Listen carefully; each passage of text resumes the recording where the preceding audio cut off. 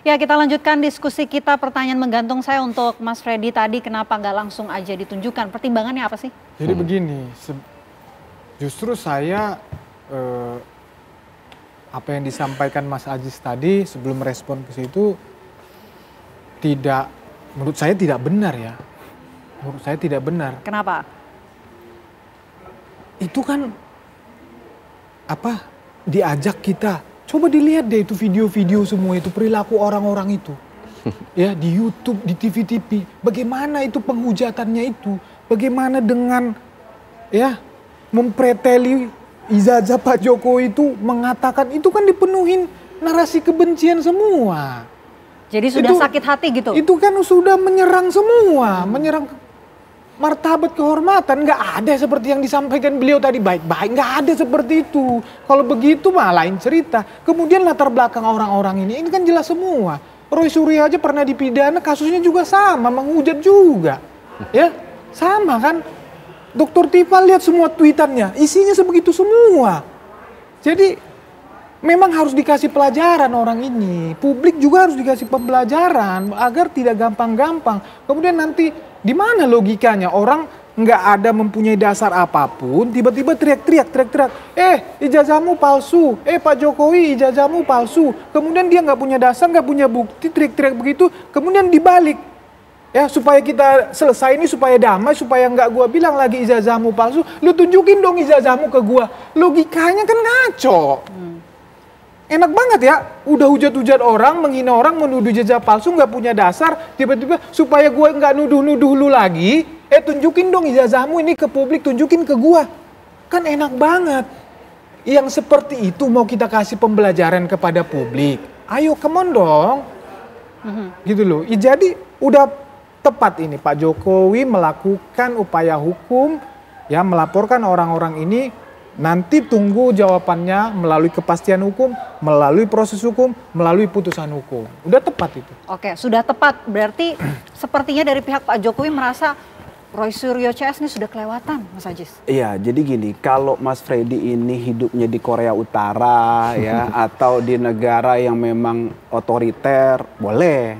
Jangan lupa kita di Indonesia mengedepankan demokrasi. Kan begitu kan, musyawarah, mufakat. Coba lihat, saya bicara tadi saya bicara tadi nggak motong. Oke, saya bicara tidak motong. Oke. Ini etikanya di mana? Sekarang yang nggak benar etikanya mana? Ya, oke, silakan. Jadi gini, saya katakan lagi, kalau hidupnya di Korea Utara atau di negara otoriter nggak apa-apa begitu. Ini demokrasi, ya. Bedakan antara orang mengkritik gitu kan. Beda. Jadi masa orang mengkritik ini loh ijazahnya nggak benar, kita mau cek seperti apa sih, didiskusikan. Masih dibilang menghina gitu loh. Lagian begini loh, apa urgensinya menghina seorang presiden? Roy Suryo, Dr. Tifa, warga negara mana? Sekarang saya mau tanya. Warga negara Indonesia. Apa urgensinya warga negara Indonesia menghina presiden orang Indonesia juga? Urgensinya apa? Justru kita bela mati-matian kok. Justru kita membela harga diri bangsa Indonesia. Nggak mungkin. Jadi saya katakan, narasi yang katanya menghina presiden, nggak ada. Itu dicetuskan justru oleh orang-orang yang pengen keributan. Mereka itu kan bilang, emang Roy Suryo, Dr. Tifa nggak ada kerjaan? Menghina gitu nggak ada kerjaan? Mau ngapain? Mereka justru sayang, cinta dengan negeri ini, dengan masyarakat, ada polemik, dibicarakan. Ini loh, oh ya ternyata benar. Ketika ada subjektivitas, wajar dong. Mas Freddy juga kan subjektif. Wah, enggak lah, ijazah Jokowi itu asli, dia kuliah. Tadi jelaskan kan, wajar kita menghargai gitu loh. Nah maksud saya, apakah dengan tadi orang itu lebih tajam kemudian untuk subjektifnya tadi, kemudian kita katakan itu menghina, kan enggak juga. Seperti itu loh. Jadi maksud saya, jangan kritikan itu dianggap hinaan, dianggap sesuatu yang tabu, kan enggak begitu juga. Pak Jokowi bilang kok, ayo waktu itu kan berapa kali kita sama-sama sepakat bahwa beliau minta dikritik, kan begitu, minta di demo, minta dievaluasi, dan itu bentuk bagian sayang kita terhadap pemerintahan, terhadap bangsa, terhadap negara. Jadi janganlah kita menganggap itu sebagai sesuatu yang berlebihan. Saya pun juga menghargai ketika Pak Jokowi bersikeras, kita hargai, laporannya juga kita hargai, kan begitu. Nah maksud saya adalah tadi, kalau misalnya tadi diajak duduk bareng segala macam, saya yakin insya Allah mau. Seperti itu, mau duduk bareng dan untuk mengakhiri polemik juga. Kan Pak Jokowi selama ini dikenal santun, baik segala macam. Nah menurut saya ini saatnya untuk membuktikan bahwa memang beliau dari awal sampai akhir, from the beginning until the end dia begitu. Nah maksud saya ini saya yang tepat. Saya harap makanya tadi ada masukan kepada Pak Jokowi ya sebagai mantan presiden untuk kemudian mengevaluasi. Sama-sama anak bangsa loh nih, kita urusan banyak kan gitu kan, PR bangsa ini banyak. Nah maksud saya ayo kita saling menghargai dan juga ketika ada kritik, ada saran apa segala macam, ya kita coba saling menghargai juga. Seperti itu Mas Freddy. Gak menghina tapi kritik loh. Ya pertama yang mau saya klarifikasi, ini kan ya apa namanya keramaian ini 3-4 bulan terakhir ini, serangan yang bertubi-tubi ini 3-4 bulan terakhir ini. Ya Roy Suryo, Dr. Tifa sama Rimson itu kan mereka mengkotak-katik ijazah Pak Jokowi ini kan 3 bulan 4 bulan terakhir ini ya. Dan saat itu Pak Jokowi bukan presiden lagi, sudah warga negara biasa. Jadi saya mengklarifikasi omongan beliau, kalau saat beliau menjadi presiden, beliau sama sekali tidak merespon itu. Tetapi 3-4 bulan terakhir ini serangannya begitu luar biasa. Saya tidak sepakat itu dikatakan kritik, kalau kritik bukan begitu. Ya, Undang-Undang Dasar kita menjamin memang ya dan melindungi ya hak kebebasan untuk berekspresi, berpendapat, silakan. Tapi ada juga batasannya di Undang-Undang Dasar juga.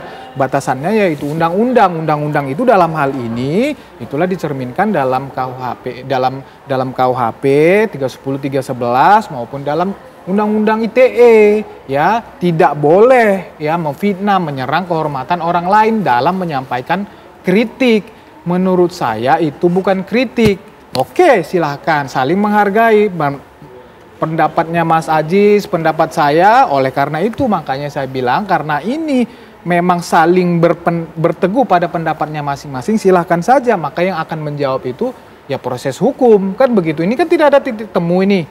Dan Pak Jokowi sudah memutuskan bahwa biarkan proses hukum yang akan menyelesaikan itu. Ya sudah, kita lihat saja. Kita tunggu saja putusan hukum itu. Oke, Bang Aristo. Oke.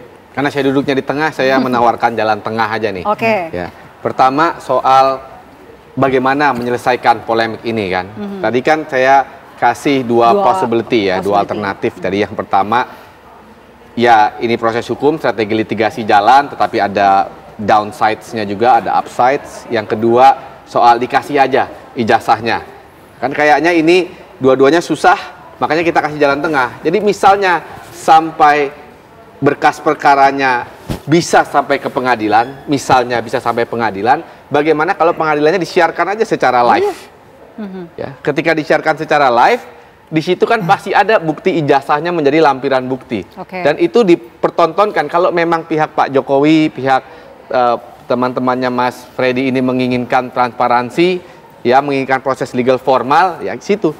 Jadi ditunjukkan, disiarkan, mungkin TV One bisa menyiarkan, ketika ditunjukkan, kan nanti pasti ditunjukkan. Ini ijazahnya, coba dicek. Misalnya jaksa, advokat ke depan, mengecek saksi, mengecek UGM, nanti kan dipanggil pasti. Mengecek betul tidak mengeluarkan. Nah itu disiarkan.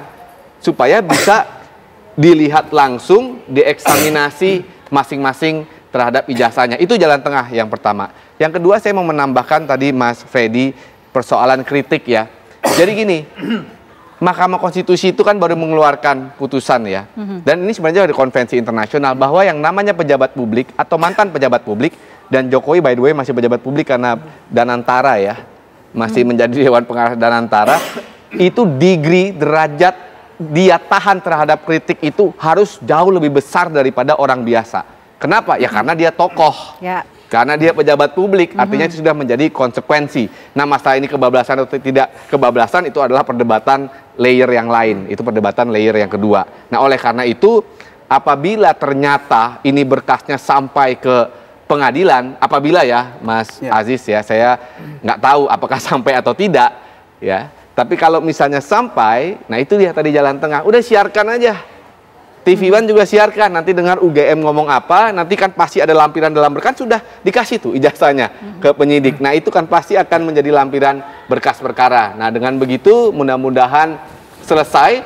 Nah, kenapa? Karena proses legal formalnya selesai, tadi kepastian hukum, dan proses material truth atau kebenaran material itu juga diharapkan selesai karena ijazahnya sudah ditunjukkan. Nah ini kombinasi nih. Gitu Mbak Vena. Oke, kalau misalnya sebelum itulah kemungkinan dari pihaknya Pak Jokowi kemudian bersedia untuk duduk bersama dan juga membahas lah dengan pihak lawan begitu seperti yang apa yang diminta oleh Mas Ajis atau bahkan mencabut laporan. Buat saya sih udah too late ya kayaknya ya, karena sudah di Pak Jokowi ini ya sekelas Pak Jokowi pasti kalkulasinya itu luar biasa sebelum dia ke Polda Metro, itu sudah pasti. Jadi kalau sampai dia datang kemudian tiba-tiba mencabut laporan kayaknya sulit, kecuali mungkin kalau pihak-pihak dari kliennya Mas Aziz minta maaf secara massal, mengaku hilaf ya mungkin saja.